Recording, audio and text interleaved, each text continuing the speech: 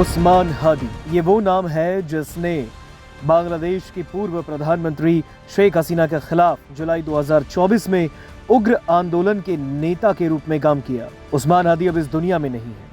उस्मान हादी को दफनाने के बाद उसके समर्थकों ने यूनुस सरकार को बड़ी धमकी दे डाली है।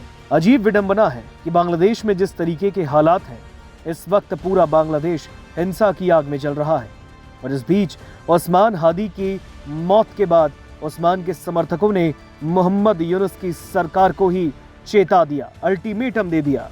और वो भी हादी के समर्थकों ने अंतरिम सरकार को 24 घंटे का अल्टीमेटम दिया है।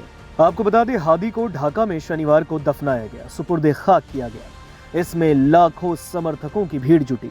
इसके बाद बांग्लादेश में एक बार फिर हिंसा भड़की। इस दौरान समर्थकों ने यूनुस सरकार को कहा कि अगर 24 घंटे के भीतर उस्मान हादी के सभी हत्यारों की गिरफ्तारी नहीं हुई तो फिर बड़ा आंदोलन बांग्लादेश में होगा। बांग्लादेश में छात्र नेता और इनकलाब मंच के प्रवक्ता शरीफ उस्मान हादी को गत 12 दिसंबर को गोली मारी गई। इसके बाद सिंगापुर में इलाज के दौरान 18 दिसंबर को हादी की मौत हुई। इससे बांग्लादेश में हिंसा एक बार फिर भड़क उठी।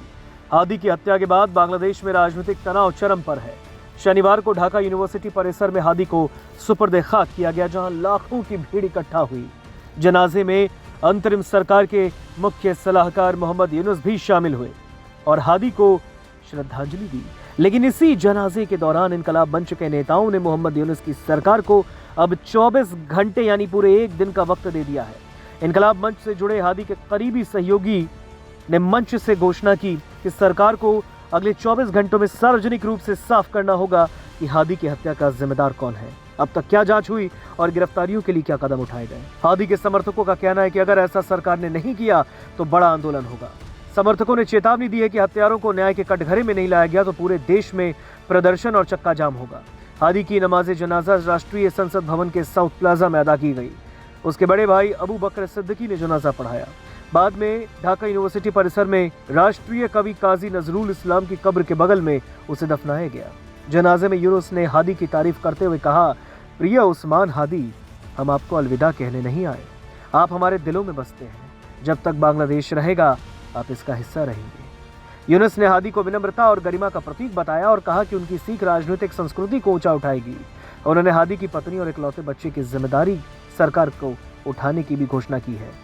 हालांकि 32 साल के उस्मान हादी की पहचान पिछले साल जुलाई में पूर्व प्रधानमंत्री शेख हसीना सरकार के खिलाफ छात्र आंदोलन के लीडर के तौर पर रही। 12 दिसंबर को ढाका में चुनाव प्रचार के दौरान नकाबपोश हमलावरों ने उसे गोली मारी। सिंगापुर में हादी की मौत की खबर के बाद देश भर में हिंसा भड़की।